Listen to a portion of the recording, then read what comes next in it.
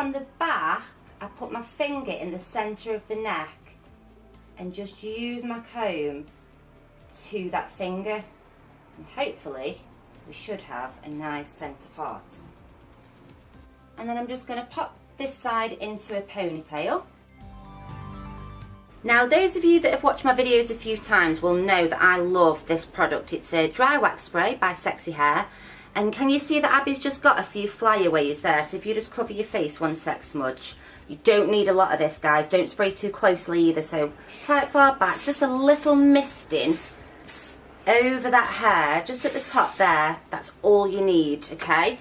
And that's going to smooth out all these flyaways on Abby's head. So what we're going to be doing is a Dutch braid. But I want that braid to sit as close to this part line as we can get it. Now, I used to do a lace braid, which means I only took sections from one side, but it didn't seem to hold the braid very well. So I am going to be taking a tiny bit from the left and the right, just to hold that braid in place. So I'll show you what I mean.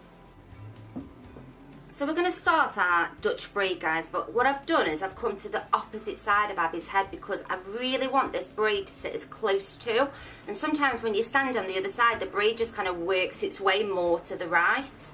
So it's just a normal Dutch braid, okay? I have got a tutorial for this braid. So you're working those sections underneath like that, and then we're going to add a bit in, smoothing that section out, adding it into that middle strand. Now on this side, I'm just going to turn her a little bit, I'm just adding just a tiny bit of hair, and what that's going to do is anchor the braid down better. You'll see why we want to do that later on. So a little tiny section, adding it into the middle, bringing it underneath. So it is just a normal Dutch braid, guys, okay? But just the tiniest bit from this left hand side, trying to get that braid to sit as close to this part as we can.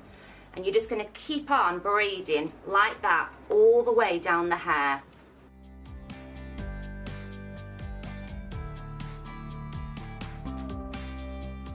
So what I'm just going to start doing, guys, is on this left hand side of the braid, just going to start pulling the very outer edge there. I don't know if you can see that.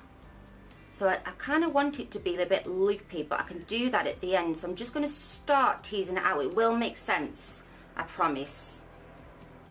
So just nice and quick, guys, doing that Dutch braids. Just a tiny bit on that side to sort of anchor it down, stopping every now and again just to pull out on this side.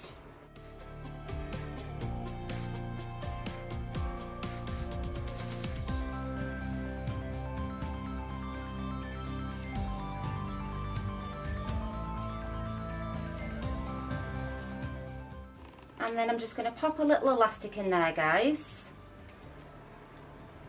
Maybe just do a tiny bit more pulling out, but I can do that at the end as well. Trust me, it's going to look good at the end. I know it looks a bit weird at the minute. Taking out this side, and we're going to do exactly the same. And your little tiny bits, again, are going to be on the part line. So this time, the right-hand side is going to be the ones where you're just taking that little section just to anchor the braid.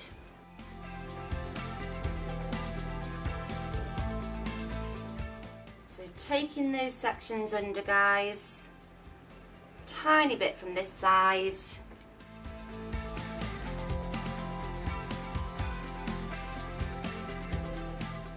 Trying to get that braid to sit as close to the first braid as you can, okay?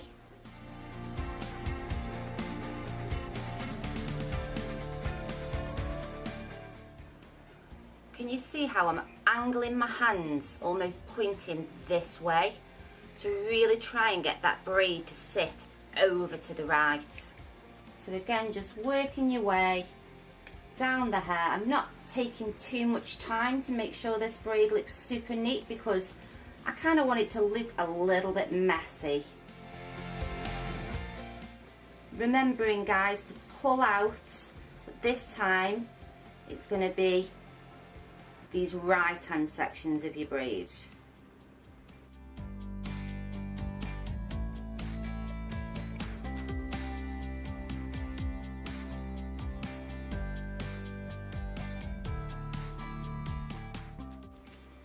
pop an elastic in the end of that one as well.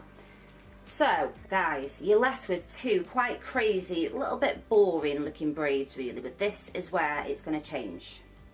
Okay, so these two braids are going to be squidged together, okay? But you're going to try and make them sort of sit up like that. So the way you're going to do it is you're going to grab both braids and pinch them together from the top.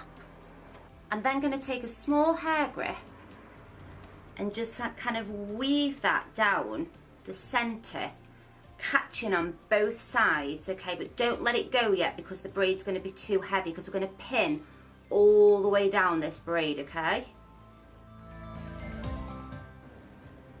So you're weaving it through, weave, weave, weave, catching both sides of that braid and then pushing through. So pinching that braid, lifting it up and holding it together.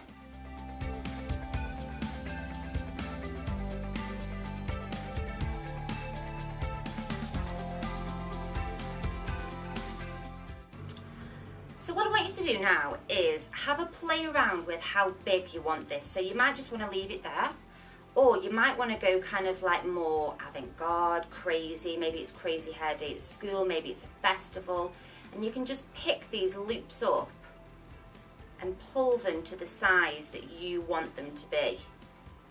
Because we started the pulling as we were braiding before, it's much easier. If we left that to the end, you're going to start messing up the braid. I know we want it messy, but we don't want it too messy.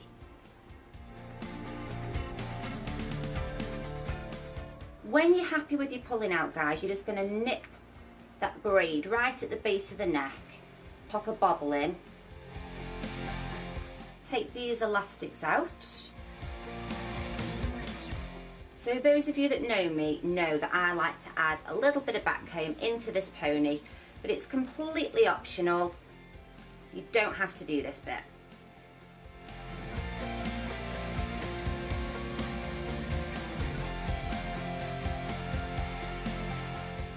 And then yet again, guys, I like to wrap the ponytail bobble.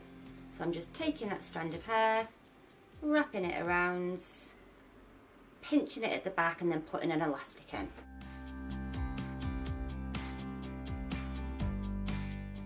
Now for a bit of extra fun, I've got these twisties. I got these from Claire's, and they're just like little spikes on little twisties. You'll see them, like usually they have like diamantes and stuff on, but I quite like the spikes. I'm going to put a few of these in.